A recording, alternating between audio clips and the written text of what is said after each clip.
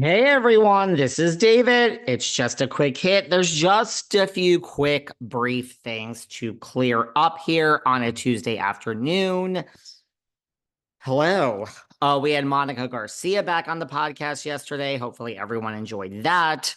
Uh, and a couple of things going on. Lots of people have slipped into my DMs asking, am I going to cover the John Fuda criminal background, home invasion? I've been asked that more than anything else. That has been recorded and will be on Patreon this Saturday. It's going to be part of our Saturday New Jersey chat on Patreon because it is a very long chat and not just a quick hit. So John Fuda, yes, I will be answering that on Patreon this Saturday. Couple of other things that are at the top of my list to discuss with all of you here today. Danielle Cabral has recently just spoken out and said that she does not regret anything regarding Jennifer Aydin this season, does not regret any of the fights with Jennifer Aydin. And I mean, I do feel Jennifer is at fault personally because she threw the first punch. But then Danielle goes on to say, we all watched it at my house on the night that it aired, and it was like a UFC fight, and all my friends were cheering me on. And when I got in her face, and when she did this to me, and she hit me, and then I was in her face, and I'm like, all these New Jersey women are doing these interviews, and I'm not picking on Danielle because it is so many of them, and nobody is helping the case. It is going on pause, people. We're going to have a pause. Andy says, I forgot the word he used. He didn't use the word pause, but he used a word that was very, very close to pause. I can't even find it. Oh, excuse me, a rebrand. That don't sound too good. So nobody is helping their case. It's like, Danielle, man, quiet down, girl. A rebrand doesn't mean everybody's losing their job. It doesn't mean reboot, but it certainly means we're figuring this out. Like, don't you want to sacrifice your job? She has said in the past that she doesn't care, that she would do it all over again. So, I mean, Melissa just did another interview, not picking on Melissa, but she did another interview that she is so in agreement that we need a cash change. She's been saying that all season. Margaret's been saying it. Everybody's been saying it. I find it a little arrogant for certain people to be saying, I find it actually, let me rephrase that. I find it arrogant for everybody to be saying that. All the stuff with Louie and Teresa and the bloggers, she ain't 100% safe. So I just think if it were me, I wouldn't be throwing around my words of a cast change because I might be the one getting changed. Look, saying it and then being on the receiving end of it, it's not just because you say it doesn't mean you're not, or it's not going to change your outcome, is what I'm saying. But I wouldn't call attention to it. I find it a little arrogant to say, oh, we definitely need a cast change, because it kind of implies that you're going to be there. And I'm not so sure. Melissa, Margaret, I mean, come on, quiet down. So same thing with Danielle. So it's coming. The rebrand is coming. We're covering John Fuda this Saturday on Patreon, this criminal past of him and the home invasion and duct tape and guns and all the stuff that happened. So there is that. I have to say, I'll also do a New Jersey recap this Saturday on Patreon, but this cake that I have to just for a minute, this cake that Danielle delivers, and the one person is kind of falling off, and it's Jennifer Aydin. Kind of funny. No team, just kind of funny, right?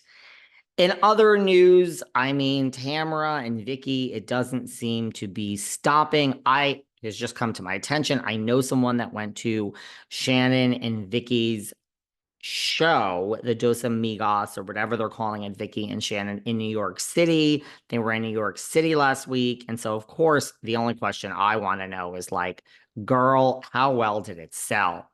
And he said, just over 50%. And then I said, show me pictures. So this person had pictures of the audience. It is not someone that I planted to go, although that's not such a bad idea if I really cared.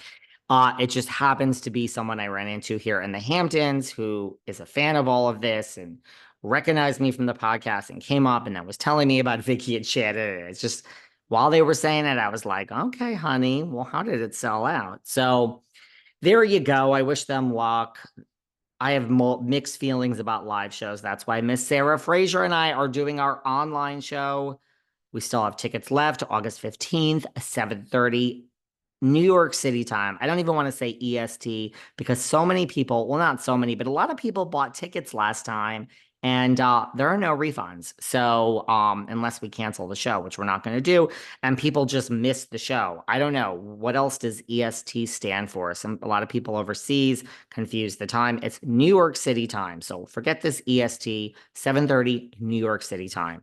If you don't know what time that is in your local time zone, Google what time is it now in New York City. Right now, if it says it's 12 o'clock in the afternoon in New York City and it's 1 o'clock where you are, you go an hour before.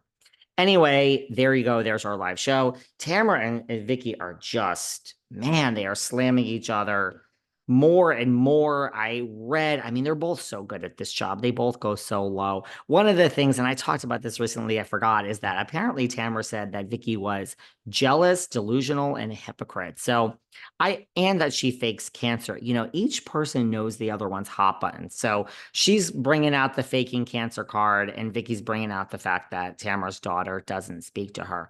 Both very likely to get a reaction out of the other one.